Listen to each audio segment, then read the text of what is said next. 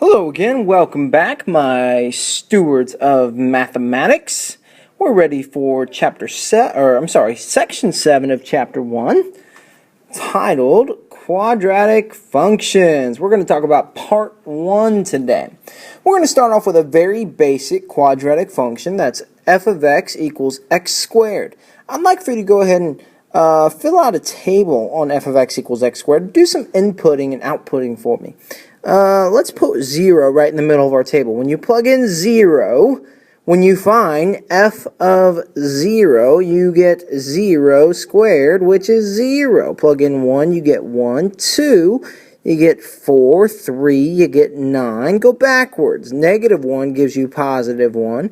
Negative 2 gives you positive 4. And negative 3, running out of room, gives you positive 9.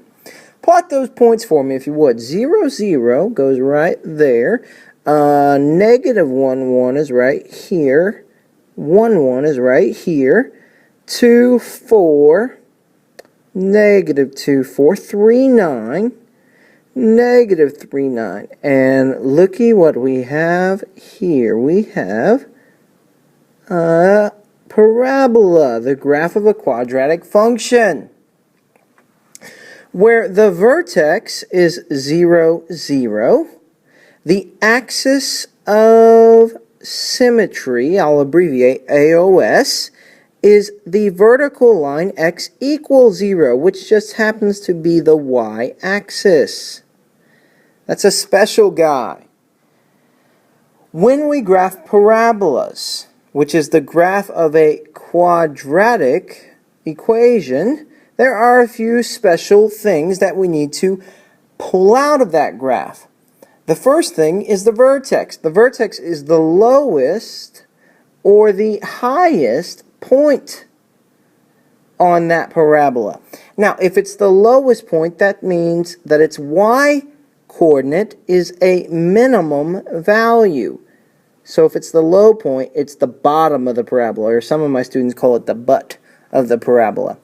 Notice the vertex is some x comma y, but instead of y we use this funky notation f of x, and the minimum value is always the y value of the vertex. The y value, it's the up and down value, not the side to side value.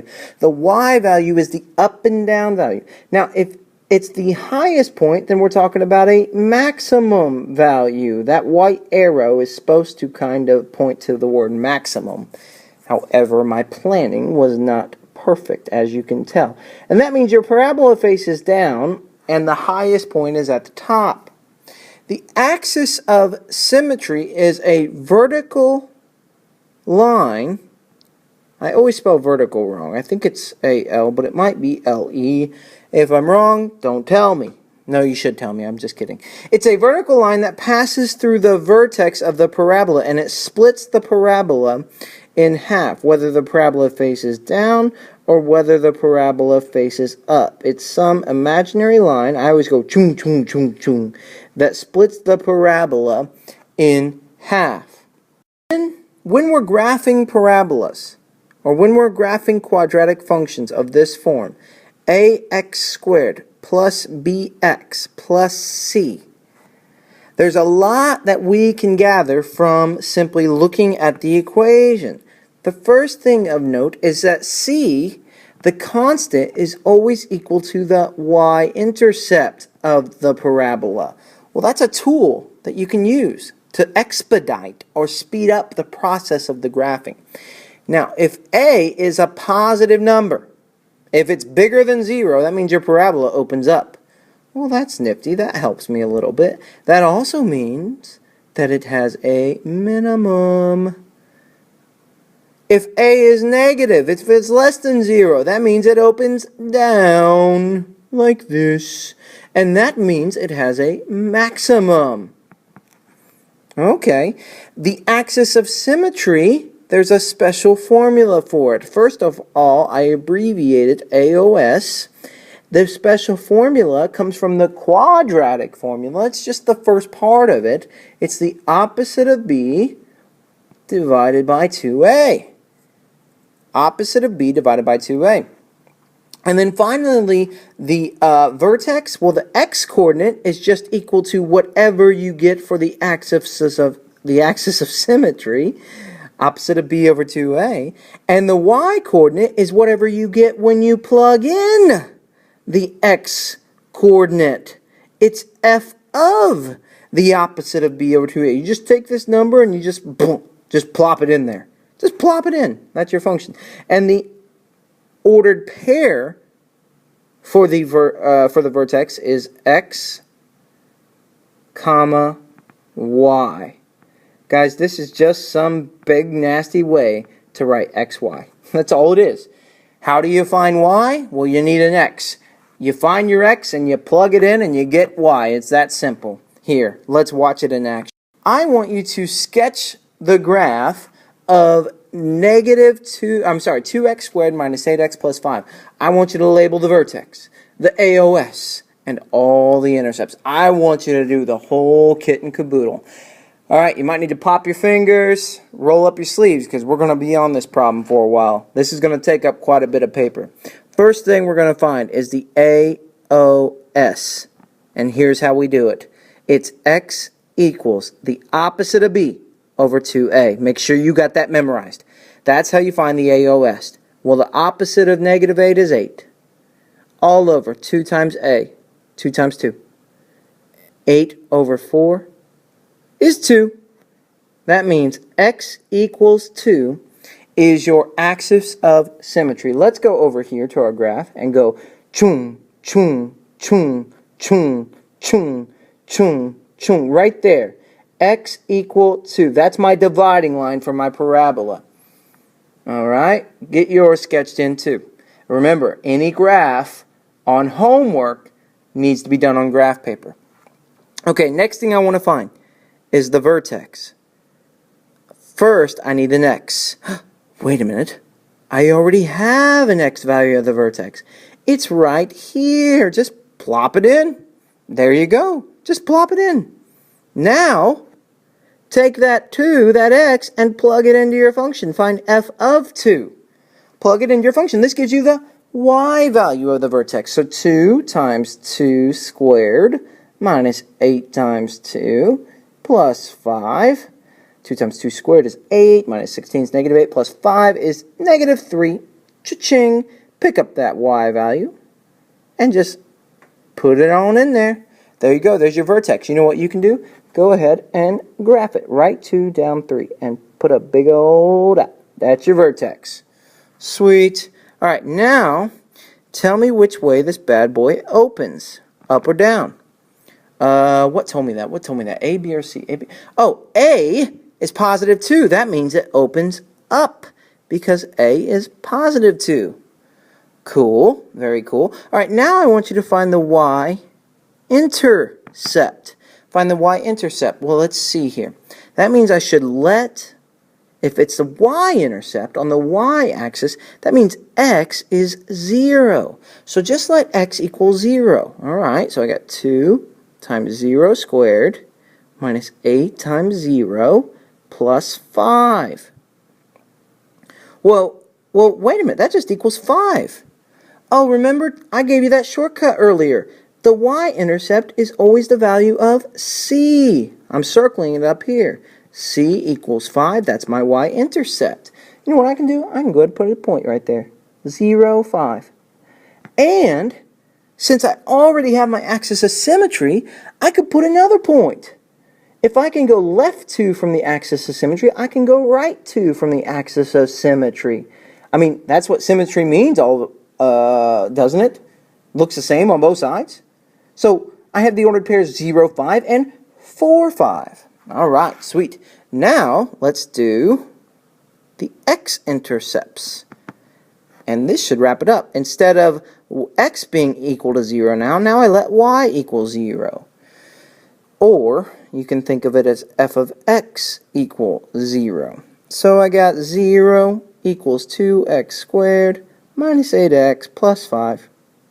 Now, hopefully, I'm going to make a little note here. Hopefully factors. If not, use whatever else I got, which the only other option that makes sense most of the time is the quadratic formula. I can't spell formula. Use quadratic formula. And you know what? This guy does not factor, so you're going to have to use the quadratic formula. I'm not going to do that right here because I feel like most of you can use the quadratic formula, and you get the following. You get x equal, when you simplify it, 2 plus or minus the square root of 6 divided by 2. Those are real irrational roots. Real irrational roots. And when you approximate them on your calculator, I'm not real sure what they end up being, but they end up being between 0 and 1 and between 3 and 4. So just type those into your calculator and see what decimals you get. I think it's between 0 and 1. It's like 0.06 something or 0.45 point something and 3 point something. Type that in your calculator, find out what it is. It's point something between 0 and 1. So I'm going to put a little dot right. Well, let me switch colors because that's not showing up very well. Right about there. And it's 3 point something, so it'll be right about there. You can also get these on your calculator very easily. I've shown you how to do that before. And then just sketch your parabola. Do-do-do. Do-do-do. And before you're done, you might want to put a little happy face, just because everybody's happy when they're sketching parabolas, especially pre-calc honor students. There you go, friends. All right, so let's go back over everything we got here. We got our axis of symmetry. Boom. Right there. We got our vertex. Boom. Right there. We got our y-intercept. Boom. Right there.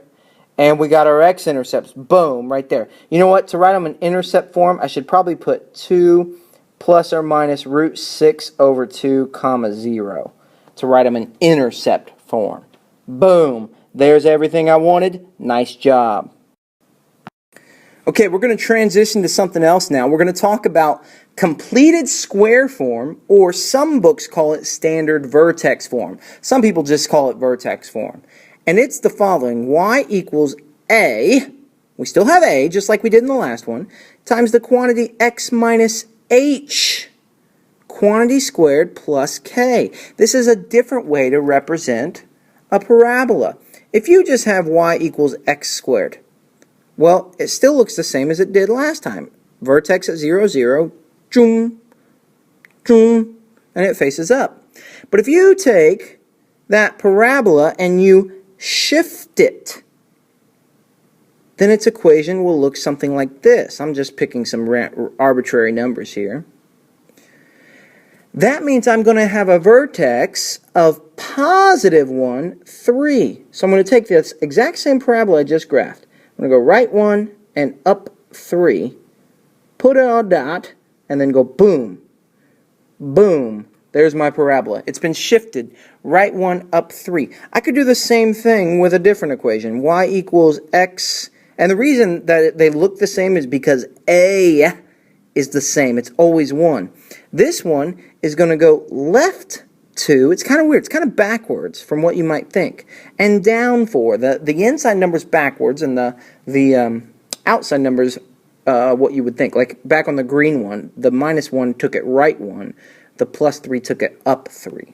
So let's go left 2, 1, 2, and down 4, 2, 3, 4. Put a dot, and then go boom, boom. There's your parabola. Standard vertex form. It can help expedite the process of getting these graphed at times. Not always, but at times. Now what you're going to have to be able to do is go from general form, ax squared plus bx plus c, y equal all that, to vertex form, which is the one I just showed you, a times the quantity x minus h squared plus k. Now, we're going to do an example together. We're going to do 2 examples, actually, and then you're going to do one on your own, and that'll be the end of this video. All right, so here we go. This is example number 2. I want you to go from y equal x squared minus 2x minus 7 to vertex form. Okay, now I got 4 simple steps here, and here they are. First step, is to scoot C. But unlike the last section, C doesn't go to the other side. It just kind of moves down a little bit. So let's look here. So I have x squared minus 2x, and I'm going to scoot C outside. He's a bum. He's looking in on the inside of the party, but we kicked him out. He is on the outside looking in. Okay? Step 2. Let me switch colors here. So this went to step 1. Step 2 is factor out A. A has to be 1. Has to be. Otherwise this doesn't work. Okay? Well, guess what? In ours, A is already 1. A is already 1. So we can skip this step. Oh, yeah. We don't need this step. Shoot. All right, let's go to step 3. Step 3 is to add, and this is a lot like completing the square. In fact, it is completing the square. Add half of the middle guy squared. Okay? And you have to remember to balance out your equation. Balance out your equation. I'll show you what I mean by that. Here we go. Ready? So x squared minus 2x plus, what's half of 2 squared? Well, half of 2, let's see here. That's 1. 1 squared is 1. All right. But here's the deal. Remember, if you add 1 to one side, you got to add 1 to the other side. To this y right here. He's jealous. But you know what? I got to keep this y by himself. I got to keep this y by himself. So instead of adding 1 to the left side, how am I going to keep this balanced? Well, if I add 1 inside to keep it balanced, you know what I do? I subtract 1 outside. I'm basically just skipping a step. Instead of adding 1 to the y and then moving it over to the other side and subtracting it, I'm just going to go ahead and say, well, let's just subtract it. That's what I mean by balancing out the equation. If you add 1 inside, you subtract 1 outside. And then, last step, step 4, factor and combine the outside constants. In this case, that'd be the minus 7 and the minus 1. So, this factors as a quantity squared. 1 times 1 is 1. And negative 1 plus negative 1 is negative 2. That's how it factors. On the outside, you got minus 8. And boom! There you go. You just converted from general form to vertex form. Nicely done, peeps. Very nicely done. Now, let's get all our goodies. Okay, so let me make that just a little bit smaller. And let's get all our goodies that we can get. The first thing I want you to find is the vertex. Now the vertex is just h, k. H, k. H is always kind of backwards. It's not negative 1, it's positive 1. Because the equation has x minus h quantity squared. Well, the opposite of h, opposite of negative 1, is 1. Just like the opposite of negative h is h. And then k, well, he's just normal. He's negative 8. There's your vertex. Negative 8. If it was positive 8, it'd be positive 8. Next, we need to find our y-intercept. Well, remember, use the old form. That's just 0, c. Look up here at the old form. See this negative 7 I'm circling? That's your c. That means that is the y-intercept, negative 7. Okay. Oh, you know what? We skipped something. We skipped the axis of symmetry. Well, it's usually equal to x equal opposite of b over 2a. That's the old way. But now you could just do, well, it's just x equal h. It's the h value, or the x value of the vertex. Well, that's right here. X equal h. X equal h. That's just x equal 1. That would be the dividing line of your parabola. And then finally, we got to find the x-intercepts. The x-intercepts. And what I would do here is use the old general form here. And I would use because it doesn't factor, use the quadratic formula to solve here. We're finding the zeros, right? The x-intercepts, the roots. So 2 plus or minus b squared is 4 minus 4 times a is 1 times c is negative 7, all divided by 2 times 1. So we get 2 plus or minus, and here it becomes a 32 over 2. That breaks down 2 plus or minus 32 is 16 times 2. Square root of 16 is 4. 2 on the inside over 2. I'm running out of room, so let me come up here. That simplifies to split it up if it helps you. 2 over 2 plus or minus 4 over 2. Square root 2. That's 1 plus or minus 2 root 2.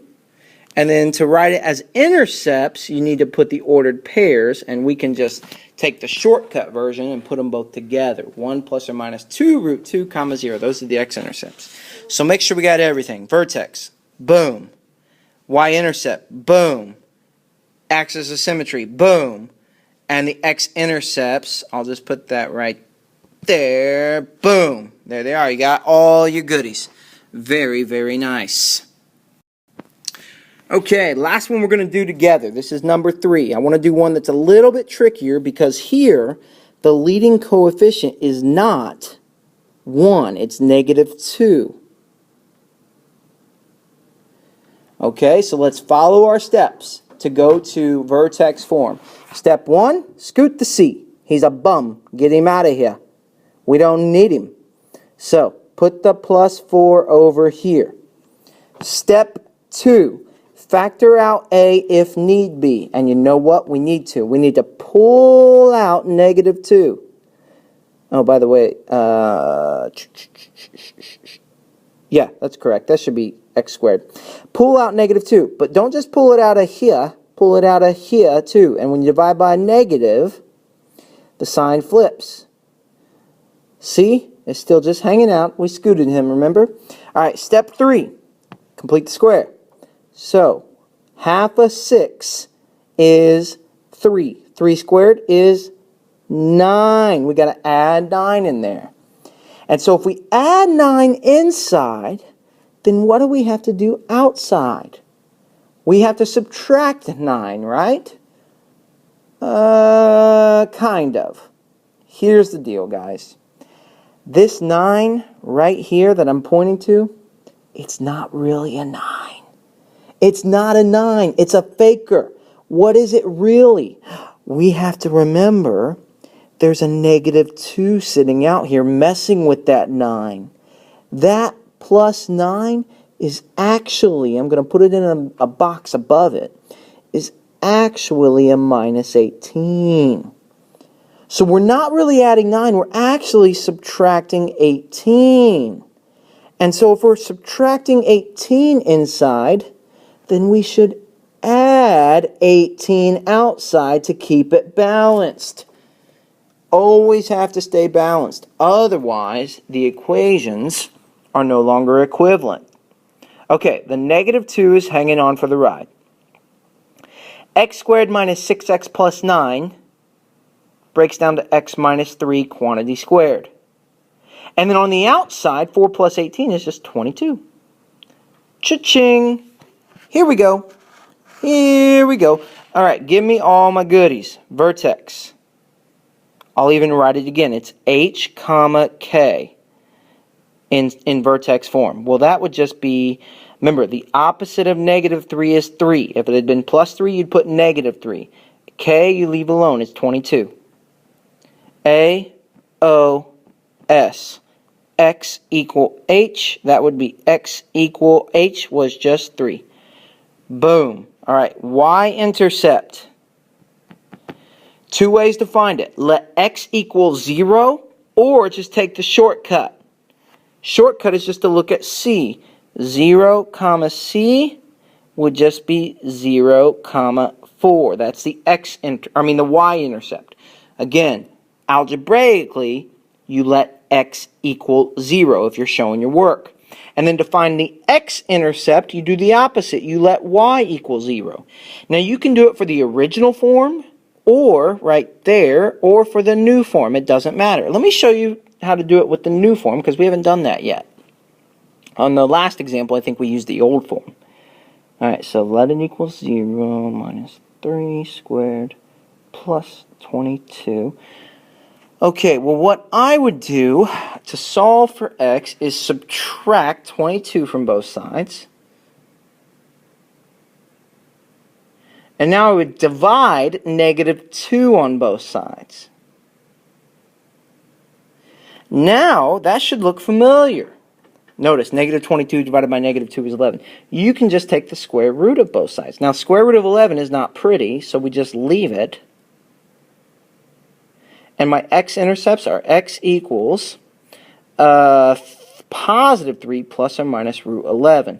And to write them in intercept form, I put positive 3 plus or minus root 11, comma 0. There you go. You would have gotten the same thing if you'd gone back to the original form and done quadratic formula. If you did that, I would recommend factoring out the negative 2 or the 2 to make your life a little easier. Okay, so to finish this video off, I want you all to do one. It's number 4. I've given you the answers up here in the corner so that you can make sure that you've done it correctly. I want you to go from general form to vertex form. Pause the video right now and go from general form to vertex form. Pause the video and then come back to the video and I'll walk you through this one and see if you did it correctly.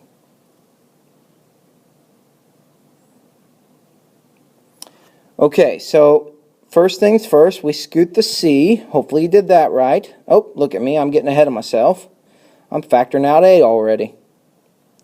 So, scoot the C, negative 3x squared minus 12x minus 3 on the outside. Factor out A. When you divide negative 12 by negative 3, it's plus 4. Check it, make sure you got plus 4. Okay, half of 4 squared is 2. 2 squared is 4. But now, is that a real 4 or a fake 4?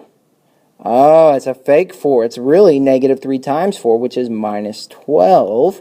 So to balance that out, I have to add 12 out here. Okay, so negative 3, factor this, x plus 2, quantity squared, plus 9. Alright, so here's all the goods. Vertex, negative 2, 9. Already got there. Notice, I did the opposite of h. Axis of symmetry right here. Y-intercept is just 0c. That came from right here.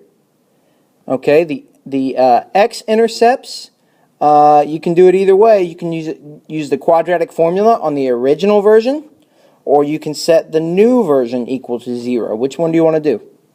It doesn't matter. Regardless, you're going to get negative 2 plus or minus root 3. Here, I'll just do the new way. So 0 equals negative 3. X plus 2, quantity squared, plus 9. So, subtract the 9. Divide by 3, you get 3 equals x plus 2, quantity squared. Take the square root, both sides. You end up with x equals negative 2 plus or minus root 3. Had you done quadratic formula back on the original equation, you'd get x equals the opposite of b, 12, plus or minus b squared, 144, minus 4 times a times c, all divided by 2 times a. That, I'm going to skip a few steps here, but that's 12 plus or minus the square root of 108 over negative 6. That's 12 plus or minus 6 radical 3 over negative 6, because 108 is really 36 times 3 and the square root of 36 is 6. And then it simplifies to negative 2 plus or minus root 3. Either way, doesn't matter which one you started with, you get negative 2 plus or minus root 3. Alright, that's all I got for part 1. Enjoy completed square form. I'll talk to you later. I'm out.